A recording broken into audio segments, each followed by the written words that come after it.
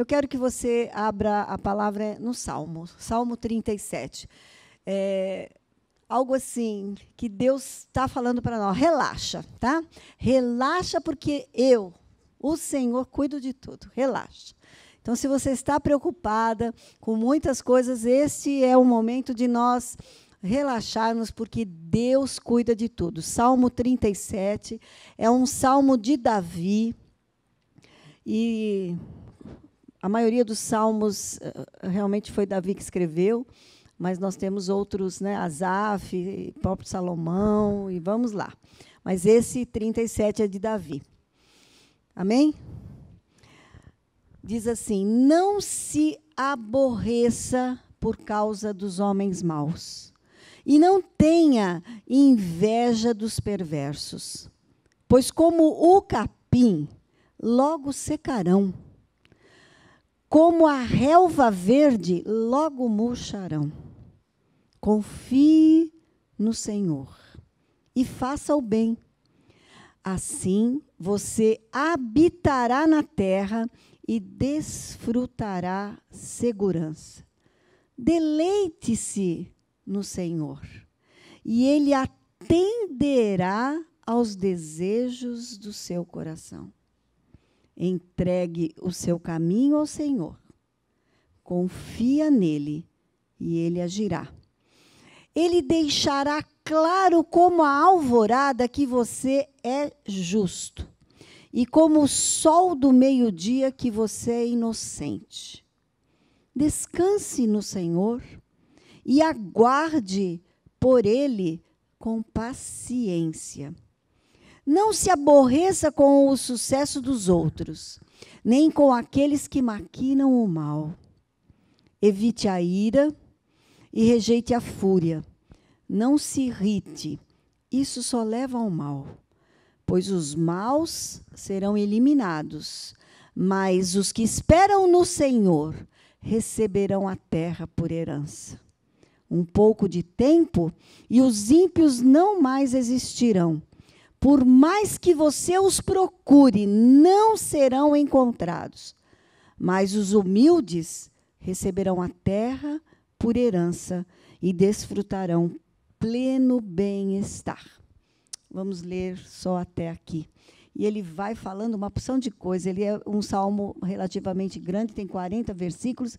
Depois você, em casa, medita nele. Eu gosto muito dos salmos. Teve uma época da minha vida, acho que o terceiro ano que eu havia me convertido, que eu já estava fazendo aquele propósito com Deus de ler a Bíblia todo ano, mas eu fiz um propósito, 3 anos consecutivos, eu lia todos os salmos e todos os provérbios, todos os meses. Então, naqueles 3 anos, eu li 12 vezes o livro de salmos e 12 vezes o livro de provérbios. Eram 5 salmos todo dia e um provérbio, porque são 150, né? 30 vezes 5. Quando chegava no 119, do 119, que é enorme, né? Mas eu tinha 5, eu lia. Mas foi muito bom, porque Deus falava muito comigo naqueles momentos em que a gente precisa, às vezes, ouvir uma palavra do Senhor e como ela é viva, ela se renova. Cada vez que você lê, é uma coisa que ela vem e entra dentro do seu coração de uma maneira especial. É incrível. Às vezes eu falava, não acredito, parece que eu nunca tinha lido esse versículo. Por quê? Porque naquele dia, aquela palavra entra no teu coração de uma maneira diferente. Mas então, o que a gente tem que olhar para esses versículos? Eu tirei algumas coisas assim bem fortes desse versículo. Primeiro que ele diz para a gente, não se aborreça. A gente não tem que ficar aborrecido. Ficar preocupado com as coisas que estão acontecendo deixa a gente extremamente com o estômago dolorido, não é, gente? A gente fica olhando traficantes de drogas, políticos corruptos, pessoas zombando da lei, do jeito... E, às vezes, uma pessoa estaciona num lugar, leva uma multa, sendo que outros estão fazendo coisas, onde você fala assim, caramba, por que foi comigo? Né? Quantas vezes uma pessoa roubou ali um negocinho, está preso. E os políticos fazendo uma arruaça, roubando bilhões e bilhões, comida da boca de criança, e não acontece.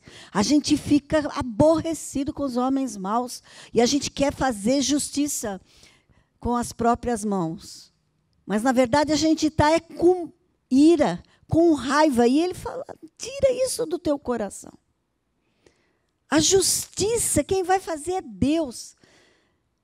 E a gente, às vezes, fica achando assim, parece que não está acontecendo. Mas ele fala aqui, ó, eles vão ser como o capim, que logo secarão. Como a relva verde, logo vai murchar. Porque nós estamos pensando aqui no agora, no próximo da gente. Mas se a gente prestar atenção que a nossa vida aqui, tão pequena, 60, 70, 80...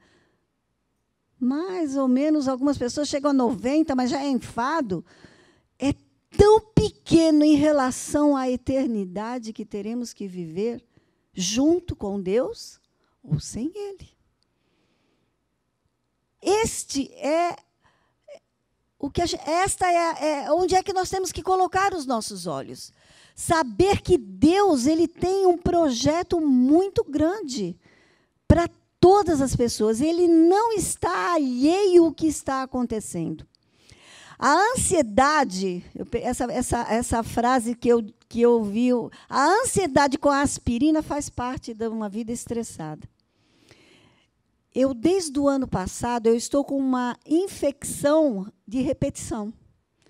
E eu já fui vários médicos, então tive que tomar vários remédios. E aí eu tomo o remédio, daí faço de novo exame e estou lá com a infecção.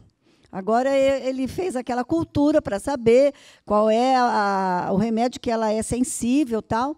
Estou tomando. Então, deixa o estômago, porque o remédio é horrível, é forte. Mas sabe o que o médico falou assim? A senhora é estressada? Não. Eu falei assim, não devia ser. Eu respondi para ele, não devia ser. Mas eu falei assim, eu ando estressada. Ele falou assim, é visível. O estresse deixa a gente com a imunidade baixa.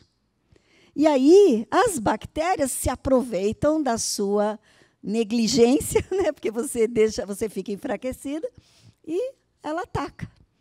Então, ele falou assim, esse remédio você vai ter que tomar esses dias, procure ficar calma. Eu falei, sim, senhor. Mas ele me tirou algumas coisas. Não faça atividade física esses dias, durma mais. Porque eu falei que eu levantava cedo para ir para a academia. Ele falou, não faça isso esses dias. Eu falei, tá bom, vou. Então, às vezes eu acordava cedo e falava, bom, não posso, eu vou dormir mais um pouquinho. Não levantei cedo esses dias todos. Termina amanhã esse remédio. Depois de 4 dias, ele falou, faz de novo o exame. Mas você vê como são as coisas? Eu sou uma pessoa saudável, eu tomo conta do meu corpo, eu faço atividade física, como direitinho. Meu marido está sempre preocupado em me dar alimentos saudáveis, ele evita coisas que são gordurosas, coisa muito doce, né? Ele está sempre, os bolos dele nunca tem açúcar. Tá, sabe? Aqui eu como umas coisas assim, escondidas dele. Nossa, está gravando, ele vai ouvir. Às vezes não. Só quando dá todo... Deixa eu dar uma melhorada nessa fala. Às vezes eu estou assim, com muita vontade de comer um doce, eu chego aqui, não, vou comer um doce. Mas lá em casa, assim, ele me corta, assim, pelas beiradas. Então, eu falei assim, às vezes a gente devia estar, assim, né, muito saudável. Mas por quê? Porque a gente fica preocupada. Então, a pré-ocupação faz com que a gente... fique adoecida. Olha que coisa mais triste.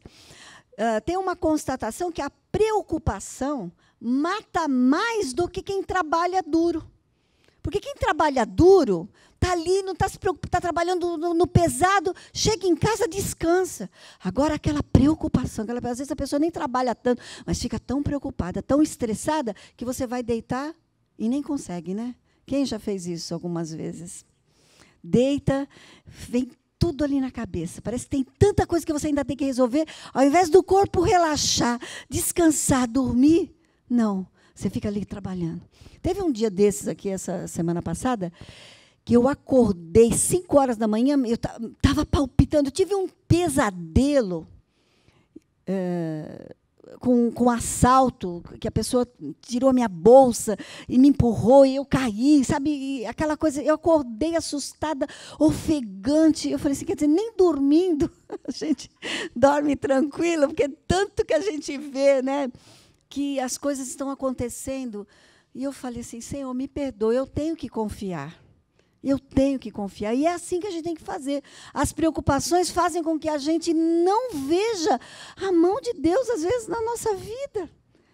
Por quê? Porque a gente fica pré-ocupada. Não aconteceu. Por que a gente está preocupada?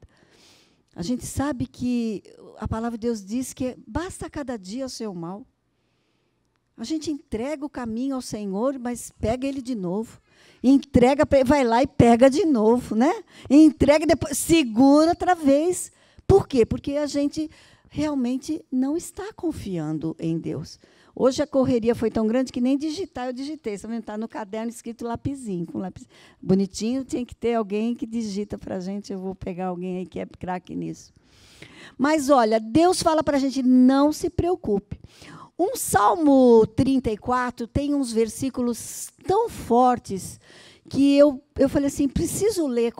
A hora que eu estava meditando, os meus olhos se voltaram porque estava na mesma página, e eu até iluminei aqui com aquele iluminador de texto, porque ele diz assim, vocês querem buscar o Senhor, mas quem busca o Senhor de nada tem falta. Eu falei, puxa vida, eu não posso ter falta de nada mesmo, eu estou buscando ao Senhor.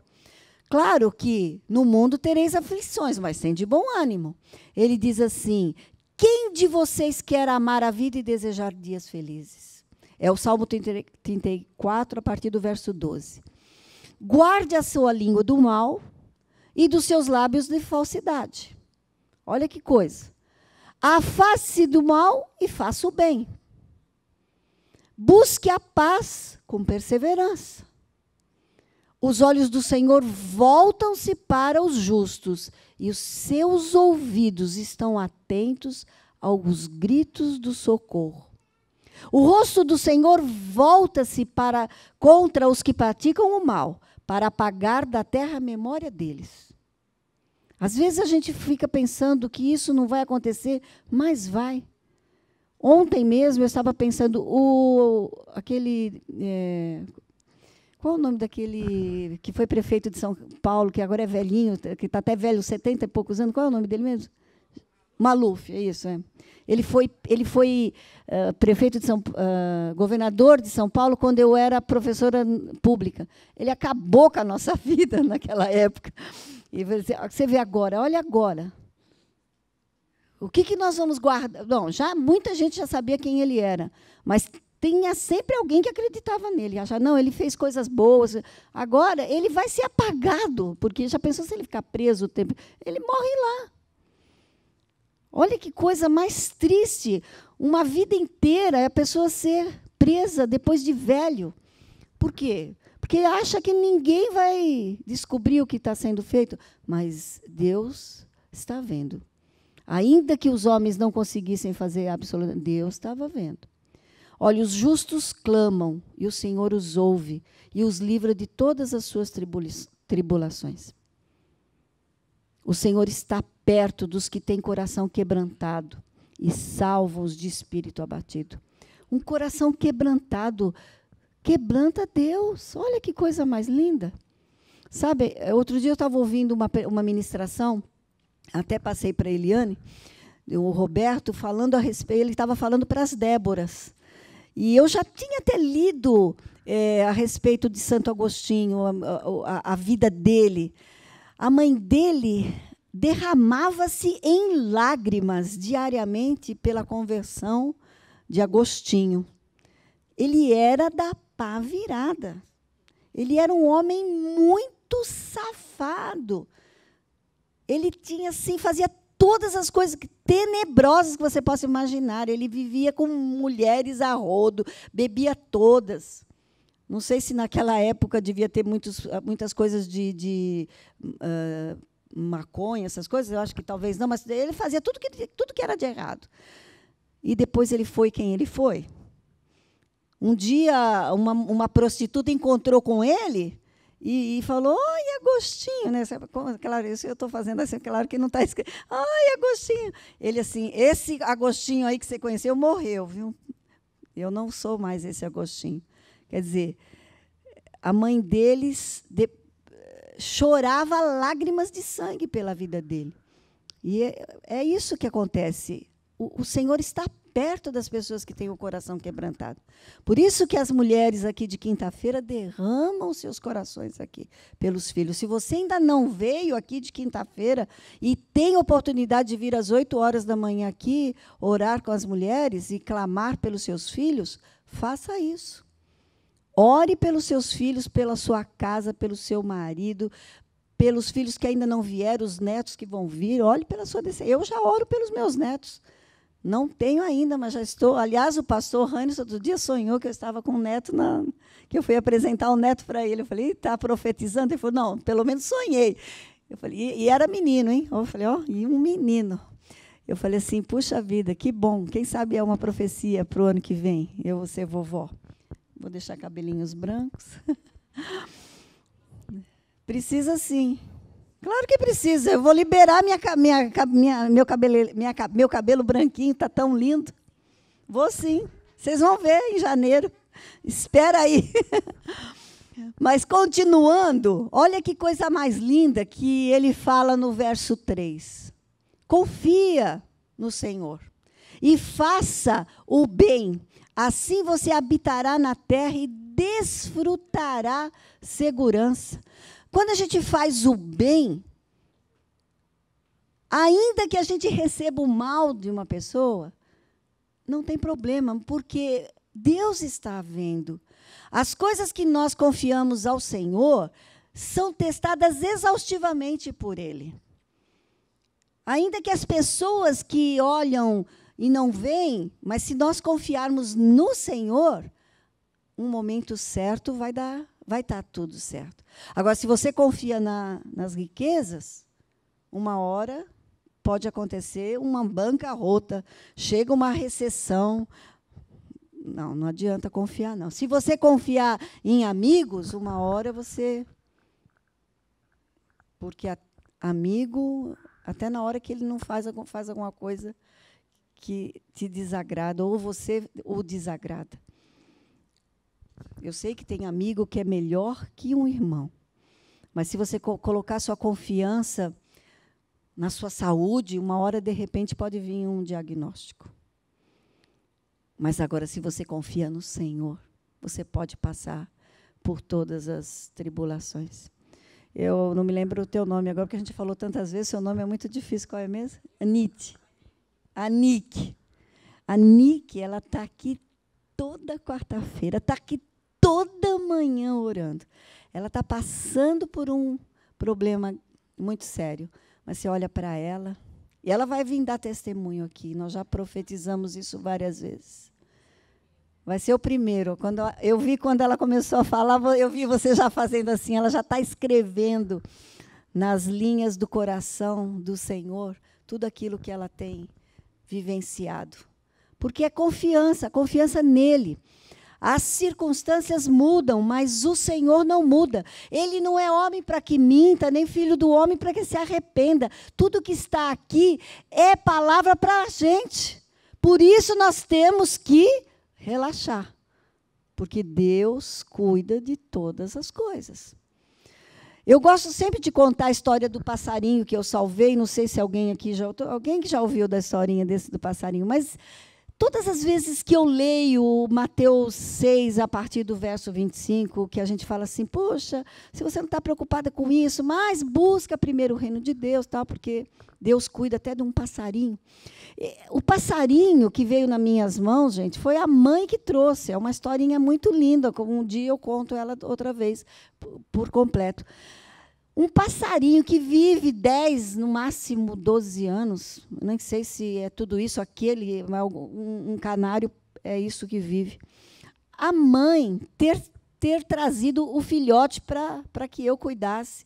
Ele estava cheio de hematomas, que eu pensei que eram hematomas, depois a gente viu que era um berne, e o veterinário tirou, e no outro dia o passarinho veio junto com a mãe mostrar que estava Você acha que ele não vai cuidar da gente? Você não sabe essa história? Gente, essa história assim, até criança, eu tenho ela por escrito, eu acho que já me falaram assim, tem que escrever uma historinha para criança. Todos os dias eu olhava uma árvorezinha que tinha lá no Rio Mar. Naquela árvore tinha um ninho e tinham 3 ovinhos, e eu vi aqueles ovinhos se quebrarem e apareceram os passarinhos. Só que eu conversava com a mãe. Eu falava boa tarde, jogava cisquinho e tal, a ponto dela perceber que eu não estava querendo fazer nada com o ninho, e nem ela, e nem os filhotes. Um dia eu cheguei e ela veio na beirada da janela, toda assim, acelerada. E eu perguntei o que foi, mas ela voou. No outro dia, eu abri a janela de novo, porque não tinha ar-condicionado lá no Rio Mar naquela época, ela veio de novo. E eu peguei, pus as mãos para trás e fui bem pertinho, e ela não voou, mas ela pulou. Quando ela pulou e eu olhei, ela tinha trazido o filhote. Chamei o Juninho pulou na janela assim, pegou o filhotinho todo fazendo uma respiração ofegante, e eu levei ele no veterinário.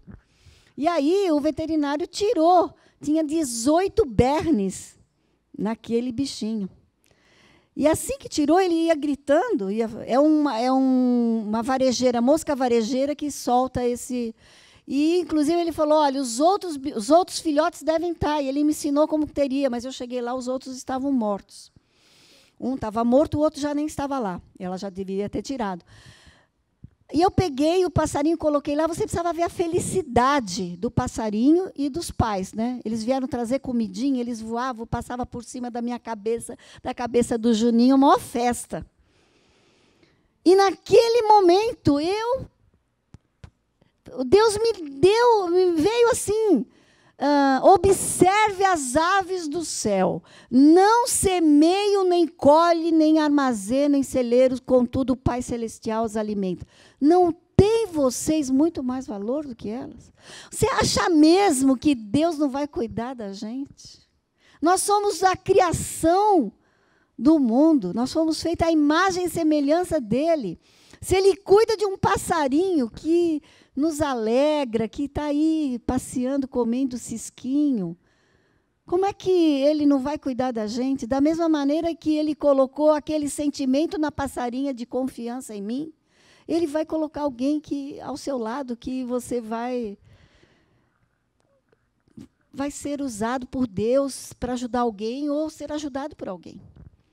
Por isso que dar é muito melhor do que receber, fazer para o outro, receber de Deus as coisas, é tão lindo que a gente não sabe nem como nós devemos agir num momento desse. E por isso que esse texto de Mateus 6, do 25 em diante, é um texto que você tem que guardar no coração. Saber que você tem um projeto de Deus muito maior, porque nós fomos feitos para louvor da glória dele. Ele tem todo cuidado com as nossas vidas. Então, confia no Senhor. É a próxima instrução dele. Depois ele vem dizendo assim, no verso 4, agrada-te do Senhor, alegre-se no Senhor, e Ele satisfará os desejos do teu coração. É claro que às vezes fala assim, puxa, por que eu já pedi tantas vezes uma coisa para o Senhor e ainda não aconteceu? Porque Ele sabe qual é o tempo dEle, Ele sabe o que é bom para a gente, porque tudo que vem do Senhor é bom e é perfeito e agradável. Você está na dispensação do Senhor? Você confia nele? Então, o que está vindo para a sua vida é bom, perfeito e agradável, ainda que a gente não entenda. Por quê? Porque os caminhos do Senhor são mais altos que os nossos caminhos, os pensamentos dele são mais altos, e nós não temos condições nenhuma de entender todas as coisas, mas que ele está fazendo o melhor, ele está. Ainda que a gente não saiba, ainda que a gente não entenda, mas a gente tem que trazer à memória o que nos dá esperança. Lembra quem você era antes de conhecer ao Senhor. Puxa, às vezes eu fico imaginando e fico tentando trazer à memória tantas coisas que Deus já fez em minha vida. E como é agradável. Se Deus falou que é para fazer isso, é porque faz bem para a gente. trazer à memória as coisas que já aconteceram em nossa vida para nos dar a alegria, para nos fortalecer. Agora, tem gente que só lembra as coisas erradas que aconteceram. Você já viu pessoas que só contam sempre as mesmas coisas más? Não tem gente que conta sempre a mesma história? Ó, a hiena, né? Ó vida, ó, não tem um daquele desenho? Ó vida, ó, está sentada aqui na frente, Soraya. Ela já está procurando a filha dela. Então, nós temos que trazer à memória, lembrar dos milagres ocorridos para fortalecermos o nosso espírito. Quem que aqui não viveu um milagre? Diga assim, eu sou um milagre. Pode dizer aí, você é um milagre. Nós somos um milagre, porque nós éramos pecadores, mas nós fomos encontrados pelo Senhor. E um dia Deus tocou no nosso coração, nós entendemos a mensagem da cruz. Sabe que isso é um milagre na nossa vida? Porque nós entendemos e cremos no nosso coração e confessamos com os nossos lábios. Entrega o seu caminho ao Senhor. É a parte final do que nós lemos. Entrega o teu caminho ao Senhor. Confia nele. E o mais ele fará. Confia. Porque se nós confiarmos, ele vai mostrando para a gente o caminho, ele vai atrás, diz Isaías 22, 36, que nós temos alguém que vai nos ensinando, olha, vire para aqui, vire para lá, e às vezes a gente não quer virar. Às vezes a gente não quer seguir. Deus está falando e às vezes a gente não quer ouvir, mas quando a gente obedece o que Deus está falando, nós vamos entender tudo aquilo que ele tem para nós.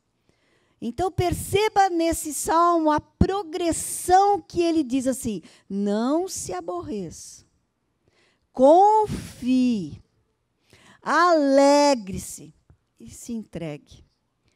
Estas ações são intercaladas e elas são inseparáveis para nós termos uma vivência diante do Senhor. Deus está ansioso em derramar bênçãos nas nossas vidas. Ele tem esse desejo. Ele tem esse desejo.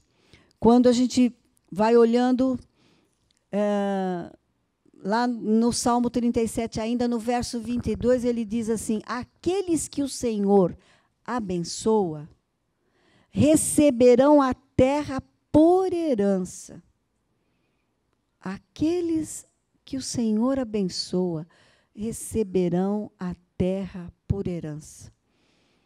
Se a gente fizer o link, quando Jesus falou lá em Mateus, quem eram os bem-aventurados?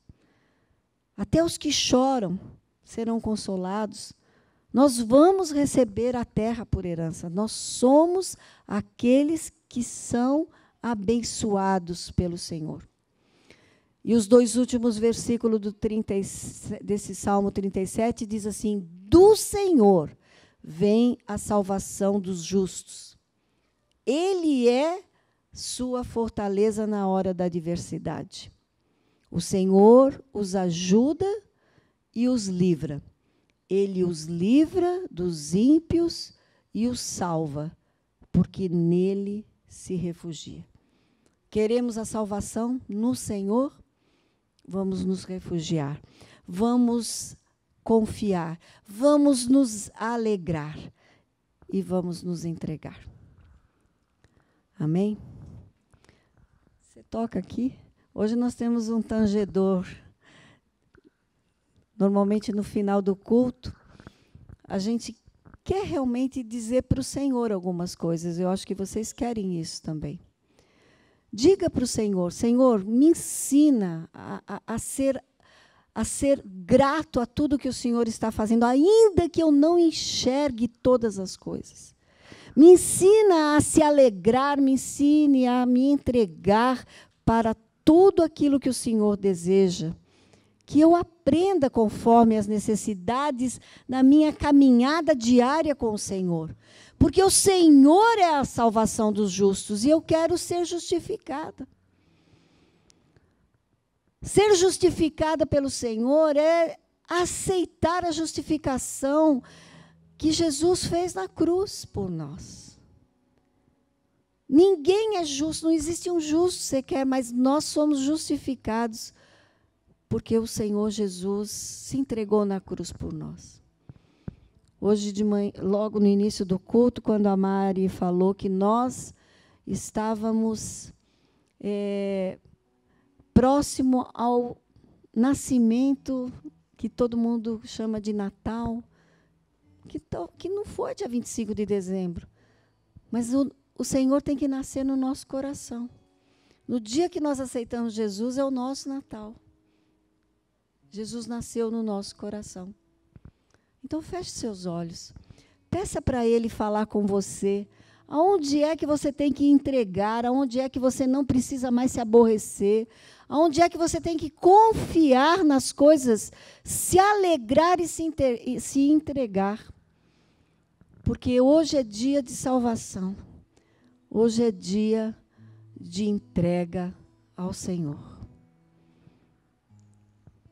Senhor, em nome de Jesus, nós poderíamos dizer tantas coisas lindas para o Senhor, mas até para isso nós precisamos do Teu Espírito.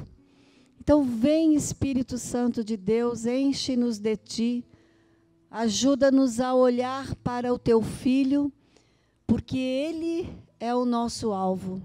Ele é o autor e consumador da nossa fé. Nós precisamos, Senhor, de que o Senhor nos ajude e nos livre, para que nós possamos sempre confiar em Ti. Porque ainda que nós não confiemos, o Senhor é sempre fiel. Por isso nós louvamos o Teu nome, Te engrandecemos, e é no nome de Jesus que fazemos. Amém.